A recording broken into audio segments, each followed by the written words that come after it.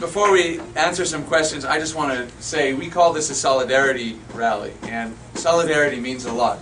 It was the movement that dislodged communism from Eastern Europe and changed the world. It also represents what we built in this campaign, a union between people of different communities with common values. And I think that what this represents today is very important for the Polish community, for the Jewish community, for every community in our district.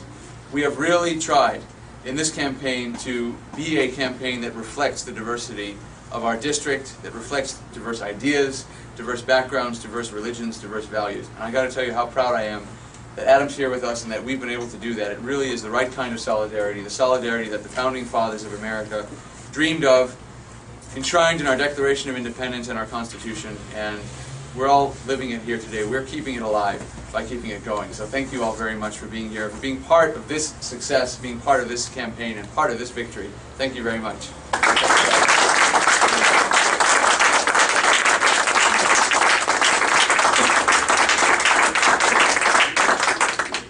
Questions about anything? You didn't introduce these youngsters, you know. Oh. Youngest volunteers, you know. Well, let's see if I can remember. We have Caroline. Is it Christine? Timothy, Michael, Thomas, Michael, and Jack. Good job. There we go. Hey. All right. That's the toughest question I've ever heard asked on any campaign trail across the state, and you nailed it. And I just met them 5 minutes ago. So yes. Hey, Joe, I haven't looked in a couple of days. Has Real Clear Politics taken any interest at all in this race? I know for the longest time they weren't listing it. Is it listed up there yet? They're following 4 races in Illinois, most of which were Republican seats that are now held by Democrats, so they see those as likely to switch. Thank goodness. They also have the open seat in the 10th district that they're watching very closely. There are very few Democratic seats that they're watching throughout the country. But what we're seeing right now is not just in Real Clear Politics, but across the nation, where, look at the headlines. Who's in the headlines? It's Barney Frank. It's Jan Schakowsky. It's even Dennis Kucinich, who is up by only 4 points in Cleveland. I mean, this, I have to tell you, this election is going to be historic. And I don't know if we'll ever see another one quite like it. Hopefully we'll never have the circumstances that lead to people being this angry and this frustrated, and hopefully government will learn its lesson. But this is an election where we're talking about victories in safe Democratic seats, quote unquote.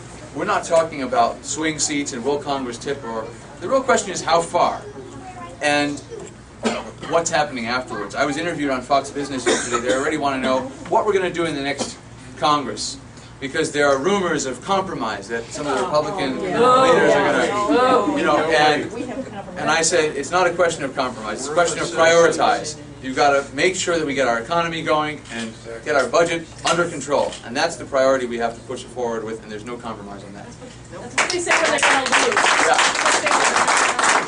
In fact, if you want to know where the compromise is, the headlines today talk about how already 24 Democrats are talking about not voting for Nancy Pelosi. They're trying to save themselves. So maybe Democrats are going to start running on Fire Pelosi also. But you know, I do know that Real Clear Politics journalists have been writing to our campaign now and again and trying to check in. We have been talking with them. And you know, we were in the New York Times a few days ago, the Wall Street Journal a few days before that, so people are noticing. And boy, on November 3rd, they're going to really know what happened. And it's going to be historic, it's going to have national significance, and it's going to happen because of every person right here today. We are the customers. Yeah. Hey, where are you going to be election night, by the way?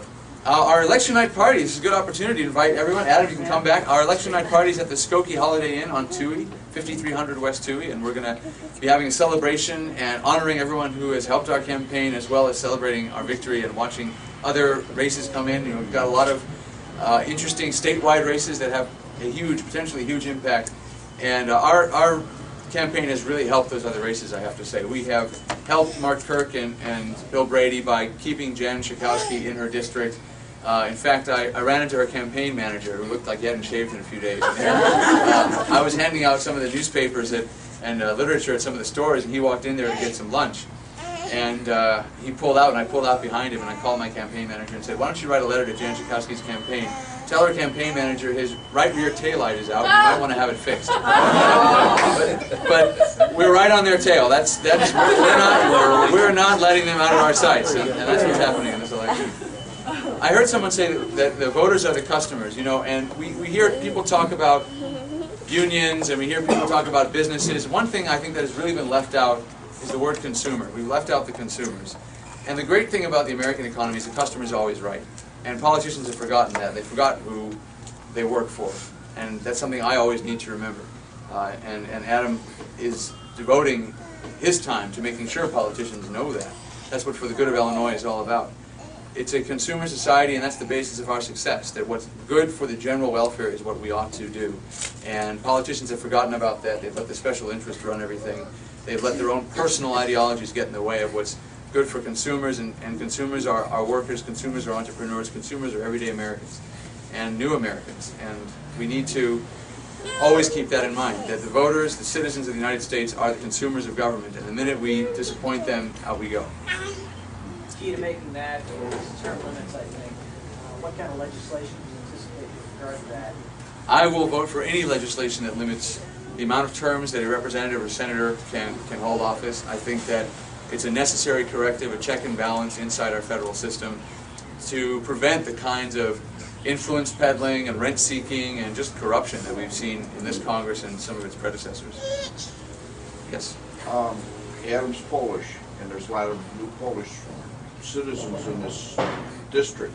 I wonder if you've written anything or submitted anything to the Polish papers.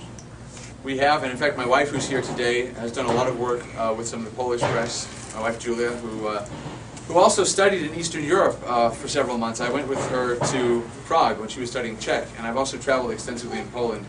And we've based our ideas partly on our experiences. My grandfather was born in Warsaw and grew up there. And you know, the Polish people, the Czech people, when you talk to them about their experiences, both people who are still in Europe and people who are here today, you're talking about people who have survived the worst kinds of oppression and occupation, from the fascists in World War II to the communists thereafter, and people who really value freedom, and people who are really in a position to teach us something about freedom today.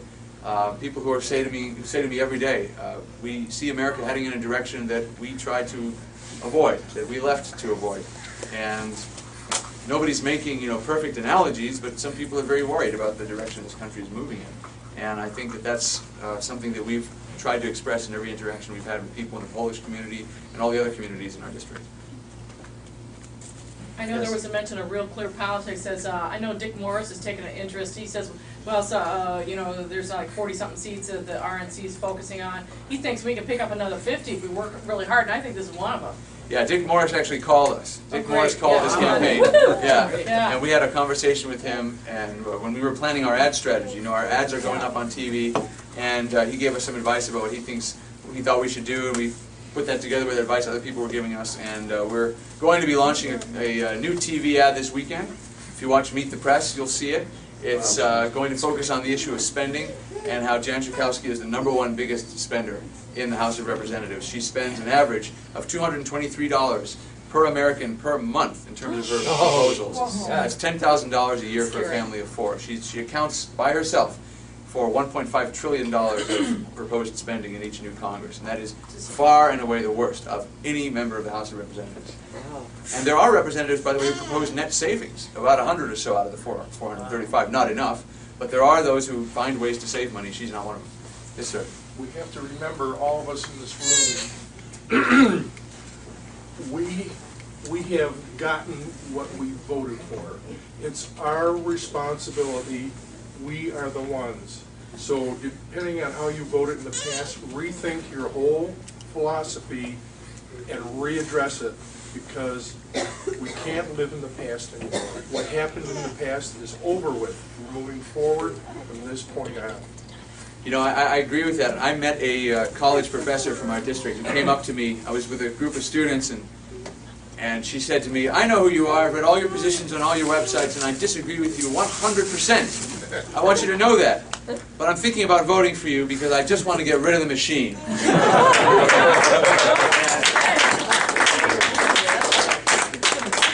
talking about conservative values and we're talking about the Republican Party and so on, but never forget that we are standing up for everybody in this district who has been stomped on, everybody who has been denied a choice, and everyone who has been ignored by their elected representatives because they felt free to ignore them. And I got to tell you, the reason that, well, actually, I'll tell you another story. My wife sends me a message yesterday. She got a tip from someone that there was some interesting chatter on Jan Schakowsky's Facebook page, and they're busy worrying about whether or not Jan Schakowsky should debate me. And they're trying to egg her on and say, you should debate him because we're losing. He's got more energy, he's got more signs, he's got more supporters. Jan should debate him because she should, tell everybody that we're not extremists and that our ideas work and so on. There is a real sense of panic on the other side because, not just because of what we're doing, but also because they're feeling it in their ranks, that Democrats are saying, hey, this is the year. Now is the time we can have a fresh start, a real fresh start, and just get rid of these politicians who are sitting there, who have become part of the structure, who make the decisions about who runs what, and tell this person they've got to run for that, and they can't run for that, and this tax has to go up, and that hospital has to close down, and people are just tired of it. They're tired of it, And Adam has stood up against it, and with his passion and energy has really made an impact, and has taught all of us a lesson about how to stand up. And it's not just for Republicans; it's for everybody. Just wanted to share that statistic that I told both of these gentlemen. I happen to be doing a lot of phone banking over at the Illinois Victory site, which is sponsored by the RNC. It happens to be in Northbrook, and we're already seeing early polling data coming out that the people that are coming out and showing up to the polls right now in the early voting are Republicans, and I was actually phone banking specifically in this congressional district today and seeing about of the people that I were reaching that were willing to talk to me. They were all pulling the lever for Joel Pollak today.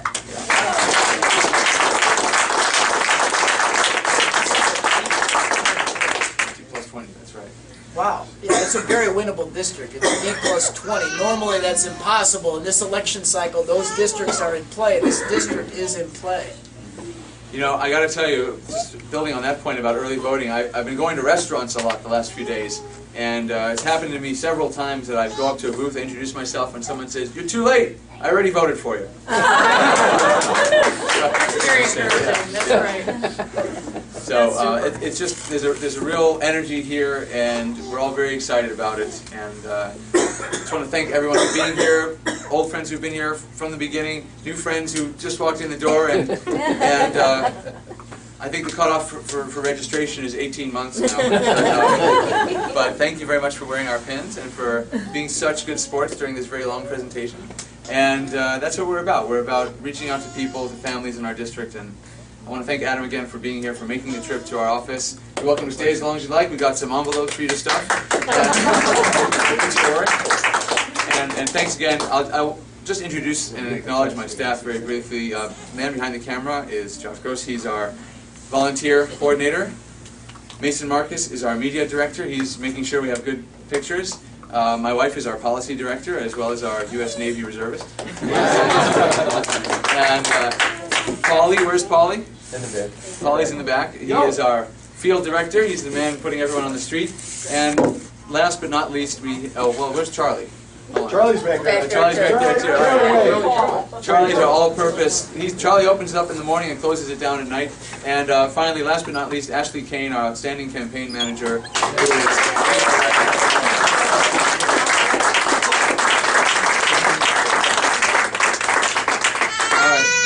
all right, that's the cue. We've got to stop.